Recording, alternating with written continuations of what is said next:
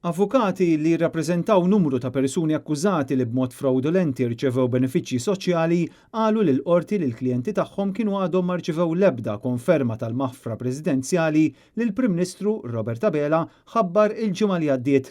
F'nota verbali dettata qabel il-bidu tas-seduti relatati ma' 8 każi ta' allegata frodi mill-benefiċċji soċjali, l-avukat Jason Azzopardi talab lil qorti biex minnu fih toħroġ ċitazzjoni lill Prim Ministru sabiex jixed dwar il-maħfra presidenzjali imħabbra minnu stess. Dan wara li huma ma kienu rċevew ebda kopja tal-imsemmija proklama.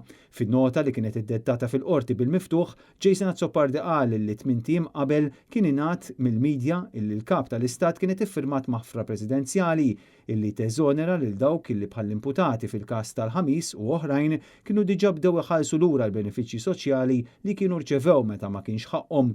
8 tim wara, l-avukat Azzopardi qal li hu ma jistax jagħti istruzzjonijiet lill-klijenti tiegħu għax sallum din il-maħfra għadha ma ġietx ippubblikata u għalhekk l-akkużati mhumiex konxji tal-kontenut tagħha ħlief dak illi ħareġ fl-artikli tal-aħbarijiet illi ġew konfermati mill-Gvern.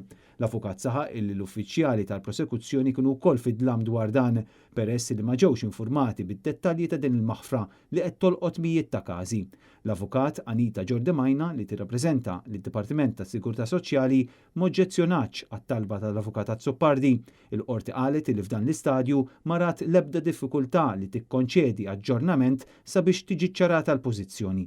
Il-Maġistrat iżda żidet tgħid li mhux se tħarrek lill-Prim Ministru biex jixed u esprimiet it-tama tagħha li fis-seduta li jmiss dak li hu maħsub li jiġri f'dawn il-każijiet isir aktar ċar. L-avukati Lennox Vella u Noel Bianco wkoll għamlu talbiet simili meta kien imiss lill klijenti tagħhom li jidhru. L-istess għamel l-avukat Jose Herrera.